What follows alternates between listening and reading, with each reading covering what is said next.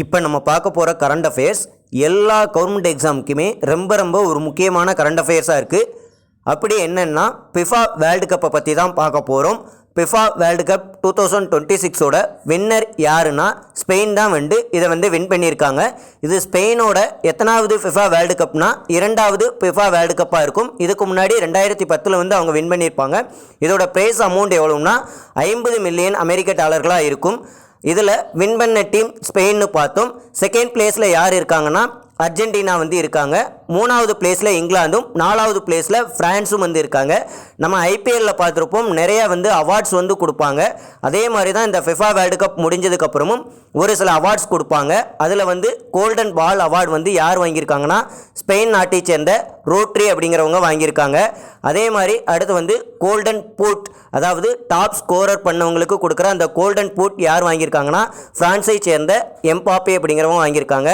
அதே மாதிரி சிறந்த கோல் கீப்பருக்கு கொடுக்குற அவார்டு கோல்டன் க்ளோவ் அப்படின்னு சொல்லுவாங்க. அதை உனை சைமன் அப்படிங்கிறவங்க வாங்கியிருக்காங்க, ஸ்பெயின் நாட்டை சேர்ந்தவங்க.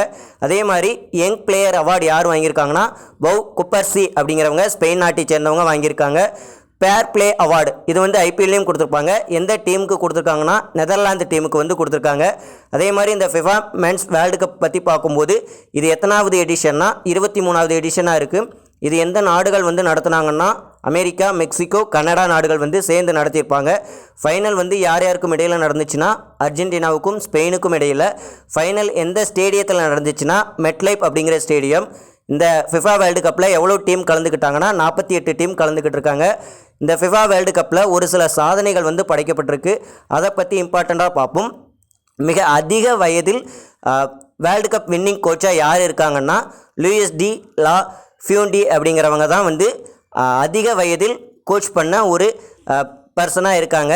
அதே மாதிரி அடுத்து பார்க்கும்போது ஓல்டஸ்ட் அவுட்ஃபீல்ட் பிளேயராக யார் இருக்காங்கன்னா ஓல்டஸ்ட் அவுட்ஃபீல்டு பிளேயராக யார் இருக்காங்கன்னா லியோனல் மெஸ்ஸி தான் இருக்காங்க. அதே மாதிரி மெஸ்ஸி 3 வேர்ல்டு கப் ஃபைனலில் கலந்துக்கிட்டு இருந்திருக்காங்க. இந்த ஃபிஃபாவை பற்றி பார்க்கும்போது இதோட ஹெட் குவார்ட்டர்ஸ் எங்கே இருக்குன்னா சுவிட்சர்லாந்தில் இருக்கிற சூரிச் அப்படிங்கிற பிளேஸில் இருக்குது. இது எந்த ஆண்டு தொடங்கப்பட்டதுன்னா 1904 தொடங்கப்பட்டது. இதோட பிரசிடெண்ட்டாக யார் இருக்காங்கன்னா ஜியானி இன்ஃபான்டினோ அப்படிங்கிறவங்க இருக்காங்க.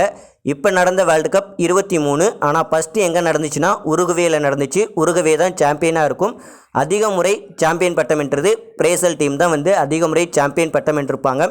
நம்ம சேனலை சப்ஸ்கிரைப் பண்ணாதவங்க சப்ஸ்கிரைப் பண்ணிடுங்க. தேங்க்யூ.